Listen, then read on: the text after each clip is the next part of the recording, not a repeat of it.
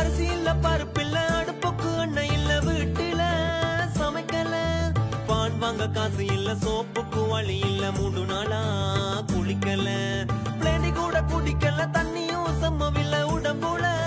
தம்பு இல்ல பைக்குக்கு பெட்ரோல் இல்ல திடீர்னு கரண்ட் இல்ல சோக கதை எங்க சொல்ல பளிங்கு போல என் வீடு தெருவுல கிடக்குற பாரு கரண்ட் கூட இல்லாம படுகுறமே பாடு இனியும் வாழ முடியாது வழியும் இங்க கிடையாது போவோமா வெளிநாடு இலங்கையில சரி வராது ஓடும் சிடிபி பஸ்ஸும் டீசல் இல்லாம நிற்கும் நிலைமை எப்போ சரியாகும் துன்பம் எப்போ இனி தீரும் போவோமா வெளிநாடு